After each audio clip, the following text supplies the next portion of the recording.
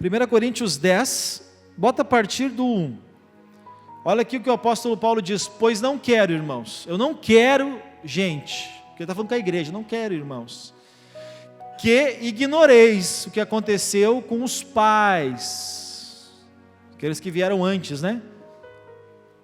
Todos estiveram debaixo de uma nuvem e todos passaram pelo mar. Está falando lá daquele acontecido, Moisés à frente do povo, o mar, as águas elas descem, o povo passa pelo mar a seco, e aí é considerado um batismo, porque o batismo fala de uma nova vida, uma nova oportunidade, é um recomeço. E quando as águas baixaram para eles passarem, e quando o exército veio com aquela ganância de destruir o povo de Deus, as águas subiram. Eu não consigo ver o mar abrindo, gente, não consigo. Mas uma vez eu estava em Porto Seguro, e de manhã, a gente olhava assim, ó, os barcos estavam a seco, meio-dia as águas já estavam muito altas. A gente chama a maré, né? Maré baixa e maré alta. Quem já viu isso, levanta a mão. Deve acontecer talvez por aqui, né? Mas eu achei aquilo muito interessante. E aquilo me fez pensar nisso. Porque às vezes a gente quer dar como a gente pode dizer assim, uma forçada na Bíblia. Mas na ânsia de alcançar o povo, Faraó mandou o exército entrar atrás. Só que o povo de Israel, antes das águas subir, chegou no outro lado. O exército de Faraó não.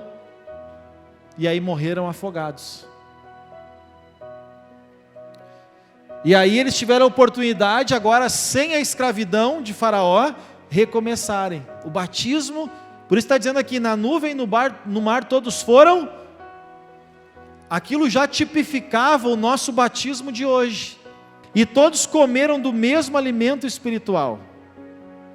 E beberam da mesma bebida espiritual, porque bebiam da pedra espiritual que os acompanhava, e a pedra era Cristo. Não vou entrar nos detalhes aqui, mas tudo isso aí. Observe bem, vários milagres e manifestações de Deus, eles tiveram. Mas Deus, que diz ali, não se agradou da maior parte deles, pelo que foram prostrados, em outras palavras, eles morreram no deserto. Por que eles morreram no deserto? Porque Deus não se agradou deles, Deus amou eles, mas não se agradou da maior parte deles. Deus ama todos, está lá em João 3:16, porque Deus amou o mundo,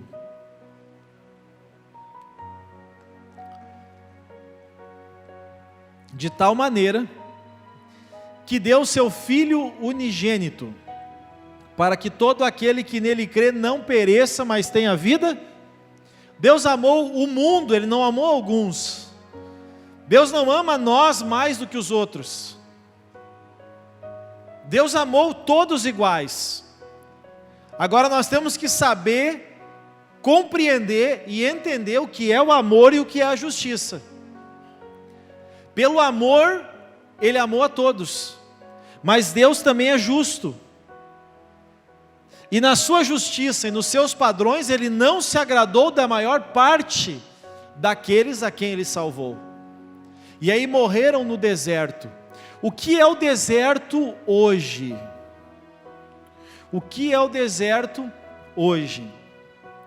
A gente entende teologicamente que Faraó era o diabo, pela forma que oprimia e escravizava o povo. O Egito era o mundo. E o que é o deserto então? O deserto para nós é quando, apesar de salvos, nós não abandonamos a maneira errada de pensar. Isso é o deserto. As pessoas que vivem o deserto, vivem no deserto. Ou seja, vivem a suficiência, porque no deserto não faltou água, não faltou comida, não faltou roupa, não faltou o sol para esquentar no frio, e não faltou a sombra para eles durante o calor forte do deserto. Não faltou o que eles precisavam, mas também não tinham nada além disso. Se você olhar sinceramente para a sua vida, você vive um deserto ou você vive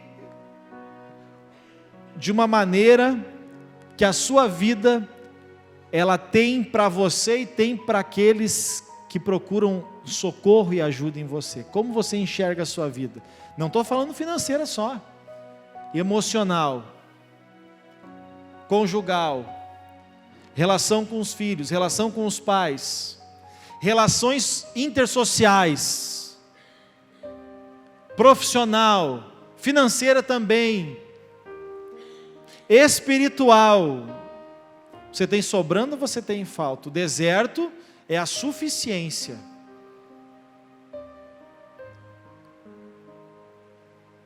Por que o deserto?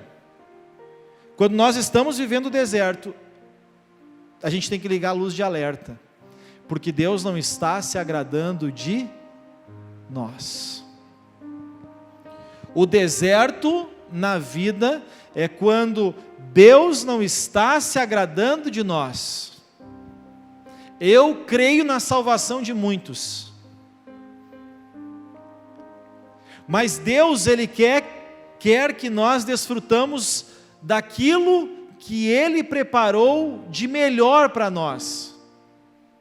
Mas por que não temos recebido? Isaías 1,19, ali já responde: se quiserdes e me ouvirdes, comereis o bem dessa terra. Vou voltar a dizer o que eu disse antes. O grande problema é que as pessoas não têm levado a sério o que Deus fala. Eu quero uma palavra de Deus. Senhor, fala comigo hoje. Ok, Deus fala com você, mas você leva a sério o que Ele falou?